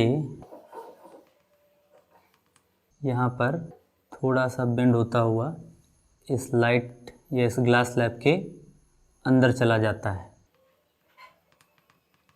तो लाइट ने अपना मीडियम चेंज किया है, वो एयर से ग्लास में गया है, ठीक। तो देखिए आपको याद क्या क्या रखना है, आपको याद ये रखना है जब मीडियम चेंज होता है तो लाइट के पास कई सारी प्रॉपर्टीज़ होती हैं। Wave stand for, W stand for wavelength, A stand for amplitude, S stand for speed, I stand for intensity, F stand for frequency, P stand for phase. तो इनमें से ऊपर के जो 4 लोग हैं वो मीडियम चेंज होने पर चेंज हो जाते हैं। Change on, change takes place in medium. कहने का मतलब क्या है कि अगर यहाँ एयर में लाइट का वेवलेंथ लैम्डा है, लैम्डा 1, तो यहाँ पर वो लैम्डा 1 ना होकर क्या हो जाएगा, लैम्डा 2। अगर यहाँ पर उसका एम्पलीट्यूड है A1, तो यहाँ पर उसका एम्पलीट्यूड क्या हो जाएगा, A2। ये 4 फिज़िकल क्वांटिटीज़ मीडियम चेंज होने पर चेंज हो जाते हैं, लेकिन नीचे की 2 फिज़िकल क्वांटिटी मीडियम चेंज होने पर भी चेंज नहीं होते हैं, ठीक है ना। Do not change with change in medium. कहने का मतलब क्या है कि अगर यहाँ पर इस लाइट की फ्रीक्वेंसी मान लीजिए n हर्ट्ज़ है, या मान लीजिए आप कोई न्यूमेरिकल वैल्यू भी ले सकते हैं, यहाँ पर मान लीजिए इसकी फ्रीक्वेंसी n1 जो है वो 2 हर्ट्ज़ है, तो इस मीडियम के ट्रांसफॉर्म होने के बाद भी यहाँ पर n2 भी क्या होगा, 2 ही हर्ट्ज़ होगा। जबकि वेवलेंथ का भी अगर आप एक न्यूमेरिकल वैल्यू मान लें, यहाँ पर अगर मान लीजिए ये 5000 एंगस्ट्रॉन्ग है, तो यहाँ 5000 नहीं रहेगा, यहाँ पर जो लैम्डा 2 वाला वैल्यू लिखा हुआ है, यहाँ लैम्डा 2 की वैल्यू कुछ ना कुछ और होगी। मान लीजिए हम मान लें कि ये हो जाएगा 48,000 एंगस्ट्रॉन्ग फॉर एग्जांपल। चेंज जरूर होगा, है ना, ठीक, कांस्टेंट नहीं रह पाएगा। तो आपको याद रखना है कि जब भी लाइट अपने मीडियम को चेंज करेगा, when light change the medium, वो किसी एक मीडियम से दूसरे मीडियम में अगर ट्रांसफॉर्म होगा, तो वो ट्रांसफॉर्म होने के बाद इन 4 फिज़िकल क्वांटिटीज़ को अपने अंदर चेंज कर देता है। वो वेवलेंथ को चेंज कर देगा, वो एम्पलीट्यूड को चेंज कर देगा, वो स्पीड को चेंज कर देगा, है ना भाई। मीडियम तो पक्की बात है, अगर वेवलेंथ चेंज हुआ है, यहाँ वेवलेंथ कुछ और था, यहाँ वेवलेंथ कुछ और होगा, तो स्पीड तो चेंज होगा ही होगा, क्योंकि स्पीड किस पर डिपेंड करता है, वेवलेंथ पर डिपेंड करता है, ठीक। और उसके बाद आपको ध्यान ये रखना है कि आपका जो लाइट होता है वो इन 2 फिज़िकल क्वांटिटीज़ को चेंज करने वाला नहीं है। ये फिज़िकल क्वांटिटीज़ क्या हैं, आपको धीरे धीरे कर जैसे जैसे लाइट आप पढ़ेंगे ये सब आपको पता चलते रहेंगे धीरे धीरे कर। जैसे वेवलेंथ तो आपको बता ही चुके हैं, बाकी के फिज़िकल क्वांटिटीज़ भी धीरे धीरे आपके पास आते रहेंगे। 2 चीज़ें आपको लाइट की बता चुके हैं, वेवलेंथ और स्पीड। वेवलेंथ क्या होता है? वेव मोशन के दौरान दो कंटिन्यूस क्रस्ट के बीच का डिस्टेंस आपका वेवलेंथ होता है, और इसी वेवलेंथ से वेव की साइज़ डिसाइड की जाती है। वेवलेंथ ज़्यादा तो साइज़ ज़्यादा, वेवलेंथ कम तो साइज़ कम। ये फर्स्ट वीडियो में आपको बताए थे और सेकेंड वीडियो में, है ना। और स्पीड क्या होता है? तो लाइट जिस स्पीड से ट्रेवल करता है या पर सेकेंड वो जितना डिस्टेंस ट्रेवल करता है उसको उसका स्पीड कहा जाता है। लाइट वैक्यूम में 1 सेकेंड में 3 लाख किलोमीटर्स के डिस्टेंस को ट्रेवल करता है, इसलिए उसका स्पीड 3 × 10⁸ मीटर पर सेकेंड कहाँ लिया जाता है? वैक्यूम में। खैर मीडियम में स्पीड अलग अलग होता है, वो डिपेंड करता है उसके वेवलेंथ पर, तो वो हम डिस्कशन कर चुके हैं। बाकी एम्पलीट्यूड, इंटेंसिटी, फ्रीक्वेंसी और फेज़ आगे जैसे जैसे आप चैप्टर में प्रोसीड करेंगे उनको भी धीरे धीरे आपके सामने इंट्रोड्यूस करते रहेंगे। लेकिन अभी के लिए आपको ये याद रखना है कि मीडियम चेंज होने पर कौन चेंज होता है और कौन चेंज नहीं होता, ठीक। तो ये पॉइंट अगर आपको क्लियर हो तो हम लोग आगे की तरफ बढ़ सकते हैं, ठीक है ना। इसको अच्छे से ध्यान रखिएगा, ये 2 पॉइंट्स भी आपके ज़रूरी हैं, ठीक है ना। और इसके बाद हम अगले पॉइंट की तरफ बढ़ते हैं, इसको नोट डाउन कर लीजिएगा, ठीक है ना। इसके बाद हम लोग अगले पॉइंट की तरफ बढ़ते हैं। हम लोग अगला पॉइंट यहाँ पर देखेंगे। अगला पॉइंट आपको याद रखना है, इस 6 नंबर का पॉइंट होगा light do not obey the theory of relativity given by Newton, ठीक है ना। तो देखो थ्योरी ऑफ रिलेटिविटी न्यूटन ने क्या दिया था, बहुत हम डिटेल में नहीं जाते हैं, बस सिंपल से 2 एग्जांपल से समझने की कोशिश करते हैं। मान लीजिए कि आप किसी रोड पर ट्रैवल कर रहे हैं और आप ट्रैवल करते हुए एक बस में बैठे हुए हैं और आप v1 स्पीड से चल रहे हैं और आपकी वेलोसिटी है, यह स्पीड है 40 किलोमीटर पर आवर, यानी कि हर घंटे आप 40 किलोमीटर का डिस्टेंस ट्रेवल कर लेंगे। और इस तरफ से एक दूसरी कार आ रही थी जो v2 स्पीड से आ रही थी और उसका स्पीड है 50 किलोमीटर पर आवर, ठीक है ना। तो अगर मैं पूछूं ये आपका बस है, ठीक है ना, और ये आपका कार है, ठीक। तो आपसे अगर मैं पूछूं स्पीड ऑफ या वेलोसिटी ऑफ बस या कार का आप बता दीजिए। Velocity of car with respect to bus के रिस्पेक्ट में कार की स्पीड क्या होगी? तो velocity of car with respect to bus क्या होगा? तो ज़रा आप खुद समझिए, जैसे मैं हर घंटे 40 किलोमीटर की स्पीड से आपकी तरफ बढ़ रहा हूँ और आप हर घंटे 50 किलोमीटर की स्पीड से मेरी तरफ बढ़ रहे हैं, तो 1 घंटे में हम दोनों एक दूसरे की तरफ कितना बढ़ जाएंगे? 90 किलोमीटर, क्योंकि हर घंटे या हर हार में या हर 1 घंटे में मैं आपके तरफ 40 किलोमीटर आ जाऊंगा और आप मेरी तरफ 50 किलोमीटर आ चुके होंगे, तो इन टोटल में हम दोनों एक दूसरे के पास कितना आएंगे? 90। तो यानी कि इस वक्त आपको स्पीड क्या दिख रही होगी? 90 किलोमीटर पर आवर। यानी कि सिंपली ये था कि अपोजिट डायरेक्शन से अगर वेलोसिटीज़ आ रही हो तो उनको क्या कर दीजिए? ऐड कर दीजिए, और अगर सेम डायरेक्शन में जा रहे हो तो उनको क्या कर दीजिए? सब्सट्रैक्ट कर दीजिए। यही एग्जांपल अगर आप सेम ले लें, बस इनके मोशन का डायरेक्शन सेम कर दीजिए। कहने का मतलब क्या है कि ये जो बस ट्रैवल कर रहा है, इस ट्रैवल करने वाले बस को इसी डायरेक्शन में चलने दीजिए। ये आपका बस है, ये अभी भी इतने से ही चल रहा है, यानी कि v1 40 किलोमीटर पर आवर है, और आपका वो कार जो है अब वो अपनी स्पीड बदल चुका है, डायरेक्शन बदल चुका है, और उसका स्पीड अभी भी उतना ही है 50 किलोमीटर पर आवर। तो इस सिचुएशन में आपको velocity of car with respect to bus कितनी नज़र आएगी? अब आप खुद दिमाग लगाइए, कोई 50 कदम आगे बढ़ाता है और उसी डायरेक्शन में आप 40 कदम आगे बढ़ जाते हैं उतने ही टाइम में, तो बताइए वो आपसे कितना दूर जा पाया? 10 कदम, क्योंकि 50 कदम आप बढ़ाए हैं या वो आदमी बढ़ाया और 40 आप भी तो बढ़े हैं, तो टोटल में आपसे कितना दूर जा पाया? सिर्फ 10 ही तो जा पाया। यानी कि सेम डायरेक्शन में वेलोसिटी रहेंगे तो बड़े वाले में से छोटे को सब्सट्रैक्ट कर दिया जाएगा। 50 - 40 यानी कि 10 किलोमीटर पर आवर की स्पीड से वो जाता हुआ नज़र आएगा। भाई 50 वो गया, जैसे मान लीजिए आप यहाँ से दोनों लोग चलना शुरू किए, दोनों लोग एक जगह से चलना शुरू किए, वो 50 किलोमीटर पर आवर से, आप 40 से, तो 1 घंटे बाद वो 50 किलोमीटर पर पहुँच चुका होगा और आप कहाँ चले होंगे 40 किलोमीटर पर। तो यानी कि दोनों लोग के बीच में गैप कितना है अभी 10 किलोमीटर का। यानी कि आपको वो किस किलोमीटर से या किस स्पीड से जाते हुए नज़र आएगा, वो 10 किलोमीटर पर आवर की स्पीड से आपसे आगे जाता हुआ नज़र आएगा, है ना। ठीक, वो आपका आंसर आपके सामने है।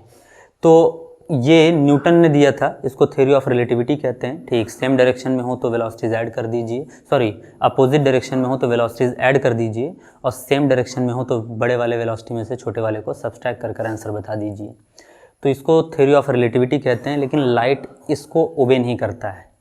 कहने का मतलब क्या है, ज़रा सेम एग्जांपल्स हैं, ये तो मैंने आपको समझाने के दिखा दिया। अब ज़रा हम लोग बात कर लेते हैं कि हम अगर इस कार की जगह पर आपकी तरफ लाइट को भेजें, है ना, तो लाइट की स्पीड क्या होती है, c = 3 × 10⁸ मीटर पर सेकेंड। ये आपकी तरफ आ रहा है, और यहाँ फिर से एक बार कार को हटाकर मैं आपसे लाइट की स्पीड दे दूँ कि आपके तरफ या आप जिस डायरेक्शन में जा रहे हैं उसी डायरेक्शन में लाइट भी जा रही है, और वो कितनी है 3 × 10⁸ मीटर पर सेकेंड। ठीक है ना। तो आपकी रिलेटिव वेलोसिटी की वैल्यू क्या होगी, तो आपके आइंस्टीन के स्पेशल थ्योरी ऑफ रिलेटिविटीज़ के अकॉर्डिंग लाइट इस नॉर्मल रिलेटिविटी के थ्योरी को ओबे नहीं करता है। यहाँ पर velocity of light with respect to bus जो होगा, velocity of light with respect to bus जो होगा वो c ही होगा, यानी कि c मीटर पर सेकेंड, यानी कि 3 × 10⁸ मीटर पर सेकेंड। आप उसमें ये 40 को ऐड या सब्सट्रैक्ट नहीं करेंगे। और यहाँ पर भी आपका वेलोसिटी ऑफ लाइट जो होगा विद रिस्पेक्ट टू बस जो होगा वो क्या होगा, c ही मीटर पर सेकेंड होगा। यहाँ आप उसमें से कुछ सब्सट्रैक्ट नहीं करेंगे। यानी कि लाइट आपके न्यूटन के थ्योरी ऑफ रिलेटिविटी को फॉलो नहीं करता है, वो किसको फॉलो करता है, स्पेशल थ्योरी ऑफ रिलेटिविटी, जो कि आइंस्टीन ने देकर रखे हैं। अच्छा, एक बात ये है कि ये क्यों फॉलो नहीं करता है, थोड़ा आप भी लॉजिकली सोच कर देखिए कि आपसे अगर कोई कहे कि समुद्र में कितना पानी है तो आप कहेंगे इन्फिनिटी या इन्फिनाइट अमाउंट ऑफ वाटर है ना। मैं कहूँ कि उसमें 2 लोटा पानी डालकर अब नापा जाए कि उसमें पानी बढ़ा है या फिर नहीं बढ़ा है, ठीक, तो थोड़ी बेवकूफ़ी ही होगी, है ना। सेम सिचुएशन यहाँ पर भी है, ये इन्फिनाइट नंबर ऑफ स्पीड की वैल्यू है, ठीक। लाइट इतनी तेज़ स्पीड से चल रहा है, उसमें आप एक बूंद को या 2-4 बूंद को डालने के बाद सोच रहे हो कि वेलोसिटी पर कुछ फ़र्क पड़े या ना पड़े, है ना, तो थोड़ी दिक्कत की बात है। तो इस वजह से इस स्पीड को इसमें ऐड करना या सब्सट्रैक्ट करना हमारी बेवकूफ़ी होगी। यानी कि आपका लाइट जो है वो स्पेशल थ्योरी ऑफ रिलेटिविटी को फॉलो नहीं करता है। ये बात आपको अच्छे से समझ कर रखनी है। कहने का मतलब ये रहा कि भाई 1 सेकंड में लाइट 3 लाख किलोमीटर जा सकता है। आप 1 सेकंड में बहुत ज़्यादा 10 मीटर, 20 मीटर, 30 मीटर जा सकते हैं। तो आप 30 मीटर की छलांग लगाएंगे, वो चाँद पर पहुंचा हुआ है, क्या उसका और आपका कोई मुकाबला है? जवाब है नहीं, है ना, ठीक। तो उसके रिस्पेक्ट में अगर आप अपने वेलोसिटी को जोड़ने या घटाने की बात कर रहे हैं, ऐड या सब्सट्रैक्ट करने की बात कर रहे हैं, तो ये आपकी बेवकूफ़ी है। आपको कभी भी लाइट के स्पीड में थ्योरी ऑफ रिलेटिविटीज़ को अप्लाई नहीं करना चाहिए। लाइट की स्पीड को एज इट इज़ आप ले लीजिए, है ना, ठीक, जैसा भी है, ठीक। भाई समुद्र में 1-2 लोटा पानी डालकर आप ये कभी नहीं नापने जाएंगे कि समुद्र में पानी का लेवल बढ़ा है या फिर घटा है, ठीक। कुछ तो होता ही होगा, लेकिन उसको आप मेज़र नहीं कर सकते हैं, काफ़ी डिफ़िकल्ट काम है ना, ठीक। वही काम यहाँ पर भी है। तो आप लाइट के लिए ये वाला पॉइंट भी क्या रखिएगा, अपने मन में क्लियर रखिएगा, ठीक। तो ये लाइट से रिलेटेड सारे के सारे पॉइंट्स हैं, ठीक, जो आपको मैंने अभी तक बताए हैं। लाइट इतने सारे प्रॉपर्टीज़ को शो करता है। ये लाइट के बेसिक पॉइंट्स हैं जिनको आपको थोड़ा समझ कर रखना है। छोटी छोटी चीज़ें आपको बताएं, उनको याद रखिएगा। अगले लेक्चर से हम लोग ऑप्टिक्स शुरू कर देंगे। इन 3 लेक्चर्स को आप अच्छे से रिवाइज़ करिए। जो पॉइंट्स ना क्लियर हो उनको कमेंट सेक्शन में बताइए, और अगले लेक्चर से हम लोग ऑप्टिक्स को अच्छे से स्टडी करना शुरू कर देंगे कि ऑप्टिक्स क्या है और किस तरीके से किया जाएगा, ठीक। आज के लिए इतना रखते हैं और बाकी अगले लेक्चर में।